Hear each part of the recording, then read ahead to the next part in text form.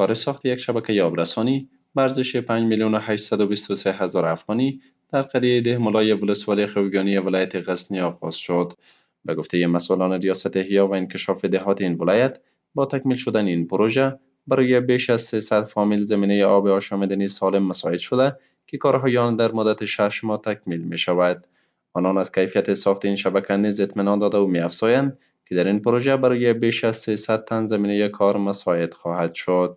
308 فامیل جنی مستفید کیږي او ټول بودجه له بانک جهانی څخه ده او تطبیق کوونکي راکار مؤسسه ده او نظارت کوونکي د کلیو د پراختیا د انکشاف دهات ریاست ده او ټول بودجه 5 میلیونه و 8 لکه افغانۍ و 2,000 و 390 افغانۍ دي. دلته چې کوم کاري ټیم موږ لرو، که ډاکار ده، که انکشاف دهات ده، که وزارت ده او که فرامینو ریاست ده، دا به ټول دې څخه نظارت کوي وخت په وخت. انشاءالله کار په ډېر لوړ کیفیت سره مطابق د معیار، مطابق د استاندارد په مخ وړل کیږي. د دې اطمینان موږ ټول ولسونو ته ورکوو چې په کار کې به هیڅ نوع مشکل نه وي.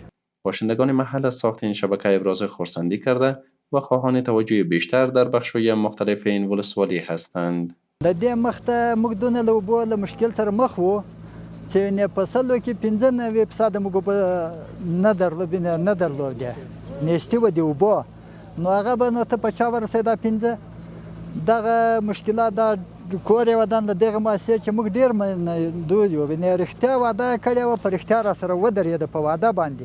یو دانه شفاخانه لرو چې هغه هم فعال ده، خو بیا هم د دغو خلکو لپاره کفایت نه کوي، ځکه دا ولسوالي ډېره غټه ولسوالي ده او غرنۍ ولسوالي ده. ولسونه او کلي یې له شفاخانې څخه بعضې کلي لرې دي او سړک خو خپله به تاسو ته هم درعکسه وایي چې سړک ډېر خراب دی او د دغه ساحې خلک چې بازار ته وقت ناوقت رسیدگی کوي خو له ډېرو مشکلاتو سره مخ وي.